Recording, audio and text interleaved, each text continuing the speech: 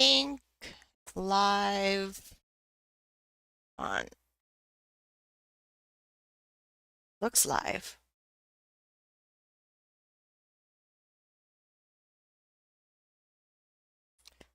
Okay, that's on my,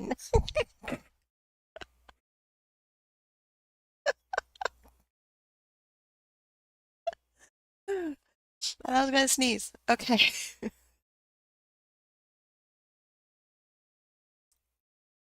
Okay, okay. So,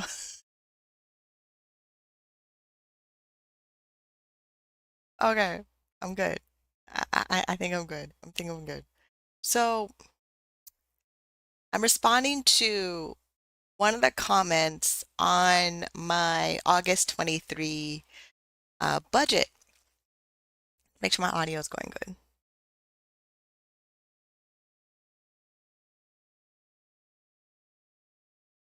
3 budget. Make sure my audio is going good. Okay, audio is fine. Okay, good. I don't have to check on my phone. Okay, so yeah, so make this bigger. So, and I have to check it's bigger.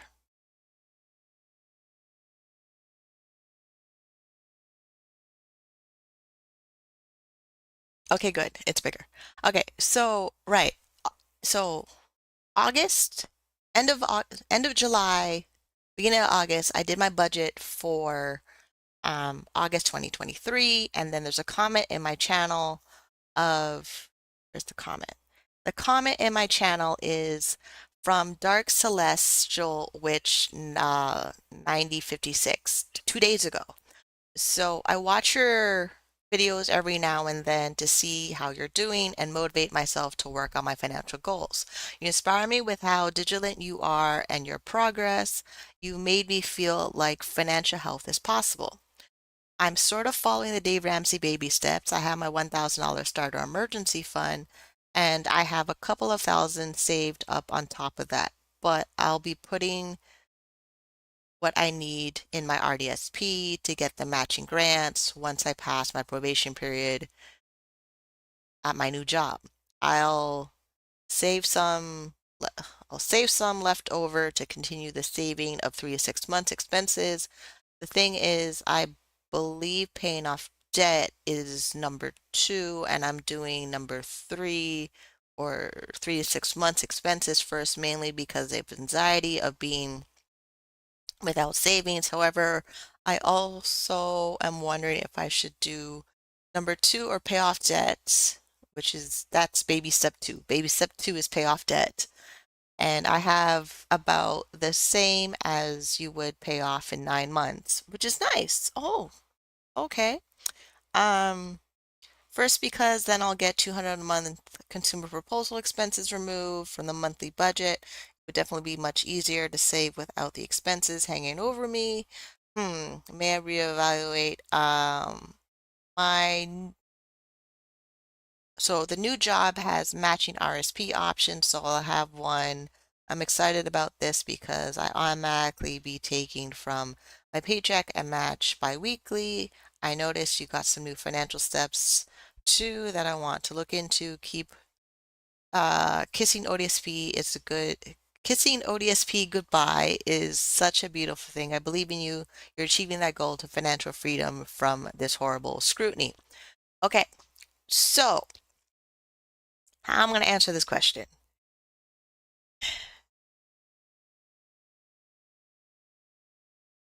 Right.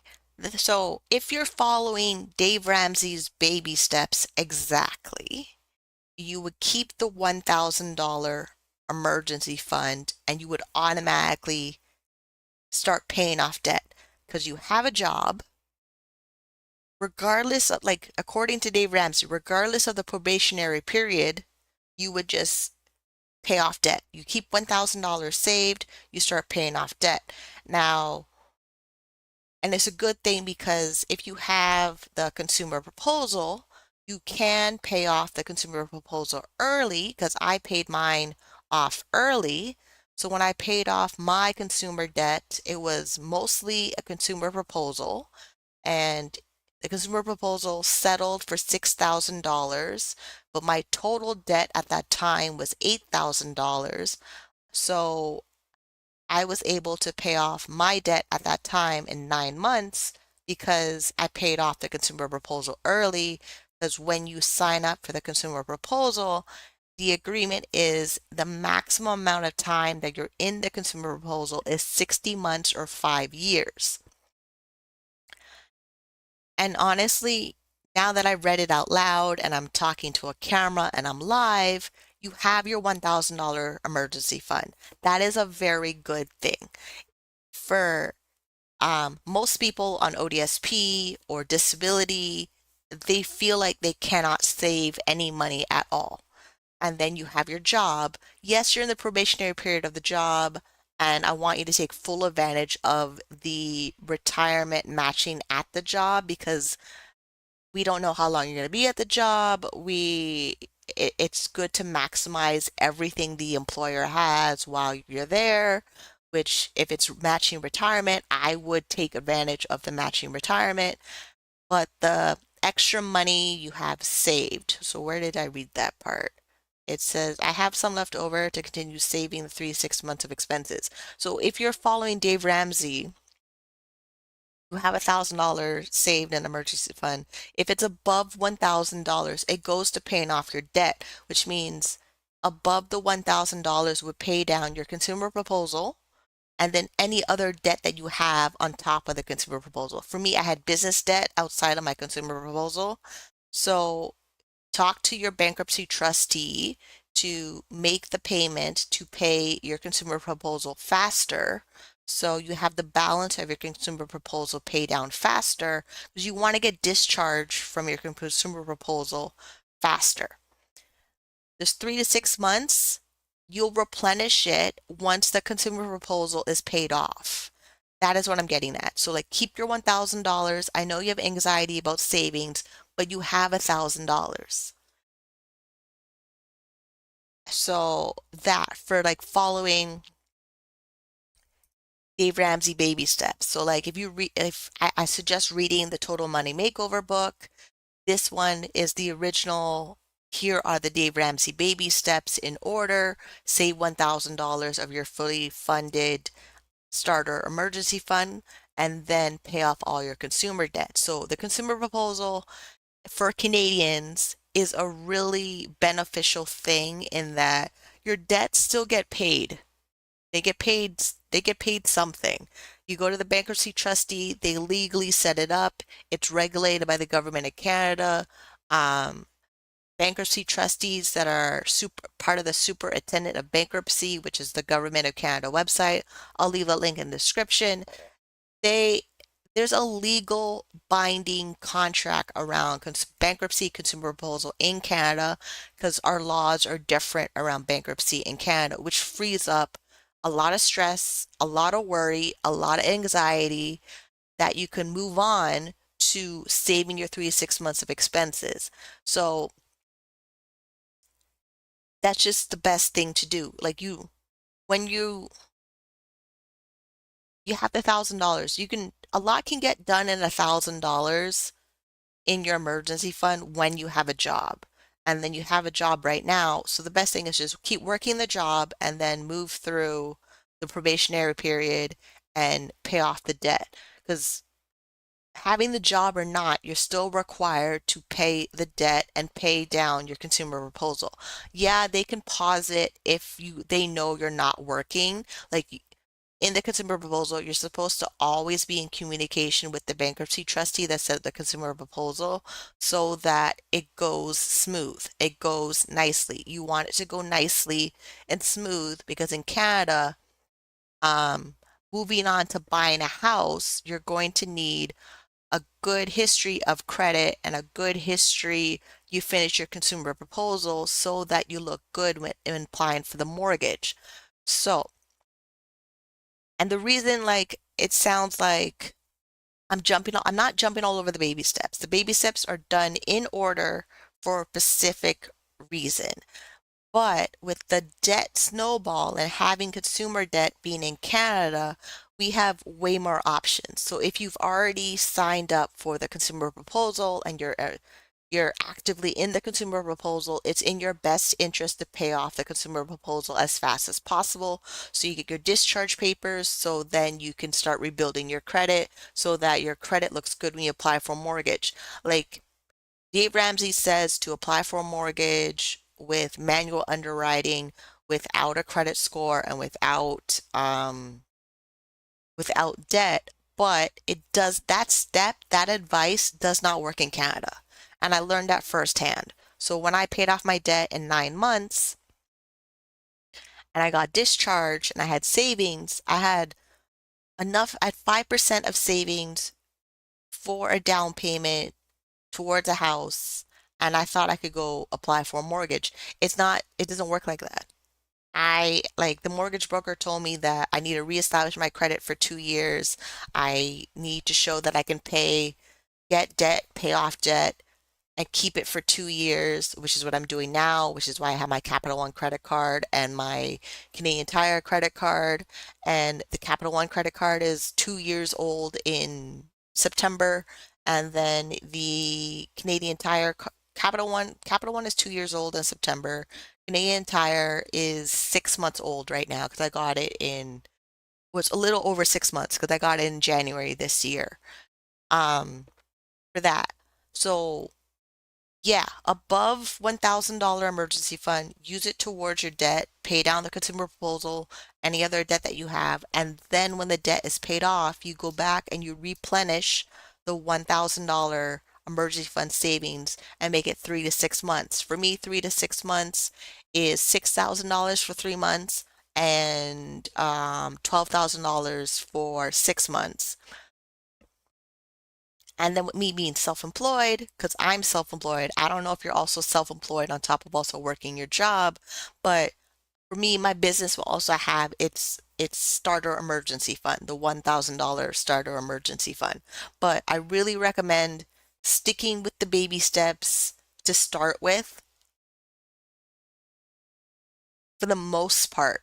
And the reason why I say for the most part is because of the employer match and the registered retirement savings plan government match. You don't want to lose out on those two because it's a small opportunity. Like I know for me, when I have a job, me being in a job, I don't know how long I'm going to be there. But if I know the job has a match in my RRSP, Registered Retirement Savings Plan, I want to take full advantage of getting that. And with the rules of the Registered Disability Savings Plan, your statement of entitlement. So the government will mail you a statement of entitlement, and it will say on the statement of entitlement, contribute a certain amount of money, and the government will match your contributions to up to a certain maximum, which I discovered is $10,500 because it's retroactive going back 10 years from when you got your disability tax credit to when you opened the registered disability savings plan. So you really want to make sure you're on track to get the full amount of grants and savings bonds in your registered retirement savings plan. For me this year, my uh, statement entitlement letter from CRA told me deposit $5,000, then I'll get 10,500 as a disability savings grants and bonds in my registered disability savings plan. So I'm actively trying to make sure I get my match. My match is in retirement savings plan. If I had an employer with a match of the retirement RSP, I would take advantage of it. And the reason also why I say that, being on disability, being on ODSP, they strip away your freedom to become financially wealthy and independent. When you're following Dave Ramsey baby steps, and if you're incorporating the Money Guy Financial Order of Operations, or if you're reading the books from Gail Bozoxy, the Debt Free Forever book, they highly recommend you build your savings and investments. Yes, Dave Ramsey wants to do it in particular order of following the baby steps, because the baby steps makes it um digestible. It makes it easier. It makes it you can focus on what you're doing. But because there is the Registered Disability Savings Plan, and that has the most complicated rules, the most annoying restrictions, deadlines, time limits to maximize that account, I highly, highly suggest you find a way to make sure you're getting the match in the Registered Disability Savings Plan. And yes, also the match from the Registered Retirement Savings Plan, because it will push you in a direction to no longer need ODSP in your future. And then also talk with a financial planner, because if you're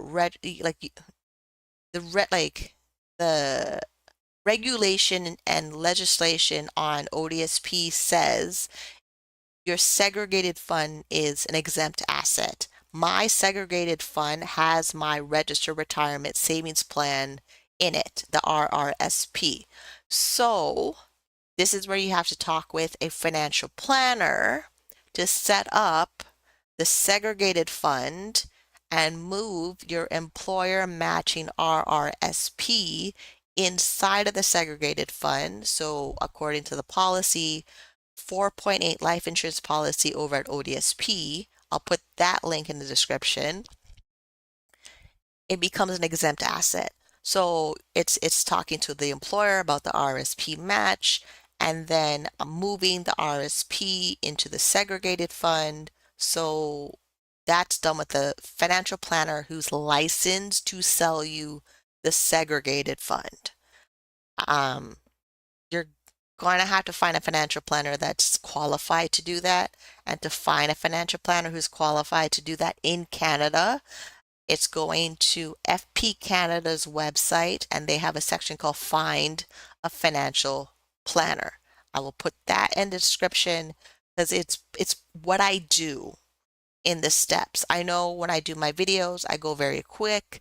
I go very, emotional. I jump around a lot. But for responding to the comments and for people that are watching my videos, these are the extra steps that I do to add into the Dave Ramsey baby steps. It's adding in the financial order of operations from Money Guy Fu. And I'm in Canada, so I need to research everything I have available for me in Canada so that I can live my financial peaceful life and a life of, debt-free independence of independent means. What else do I have? I think I covered everything on there. Um, yeah. Dave, let me go read the question again.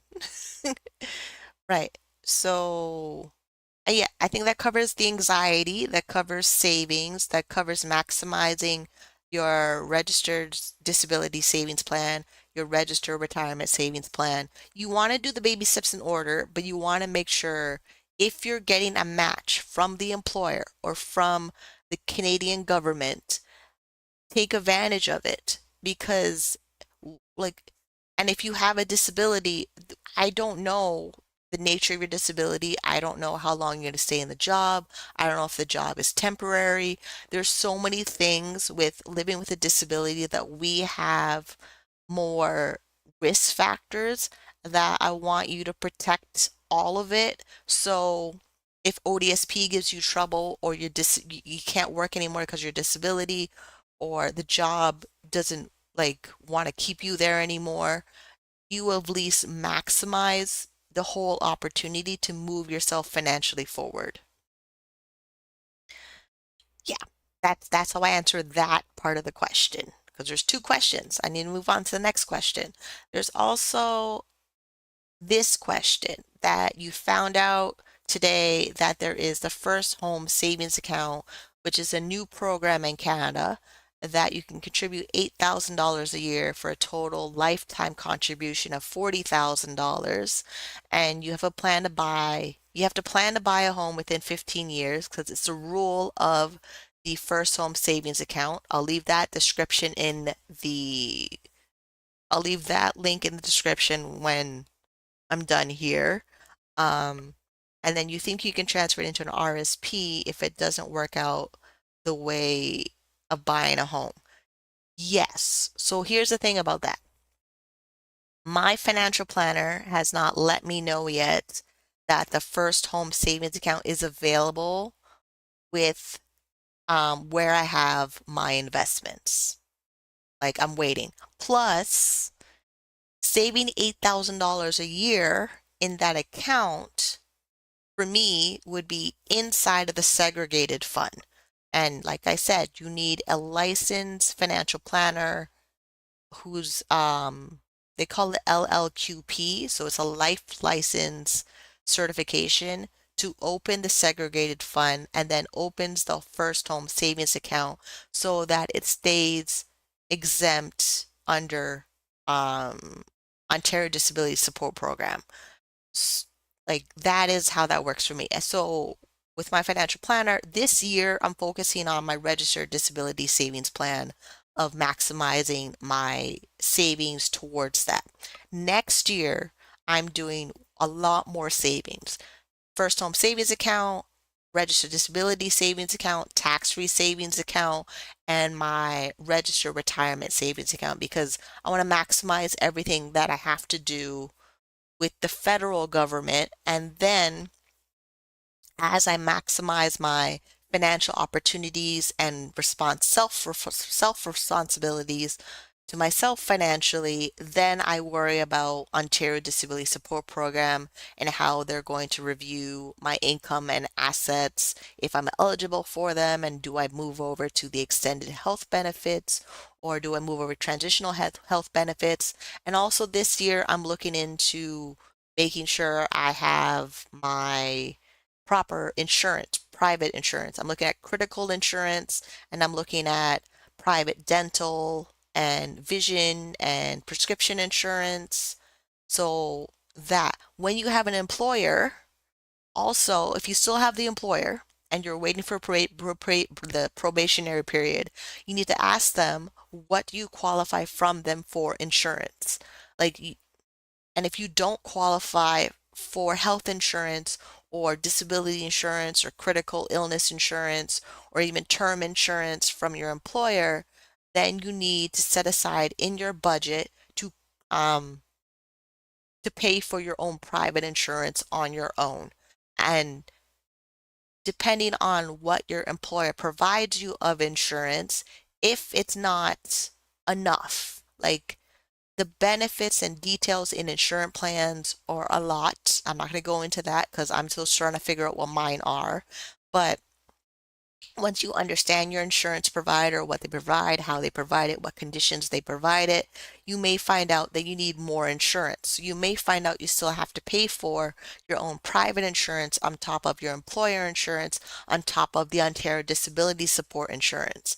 For me, I'm supplementing the Ontario Disability Support Insurance, which is part of the health benefit where I get my prescriptions and I get dental visits and I get vision care, all of that. So, yes, it's a lot. No, you don't have to do all of it right now, but I'm letting you know this is the conversations you need to have with yourself, understand it, and then I'll leave a link in the description who I went with to search for my insurance provider.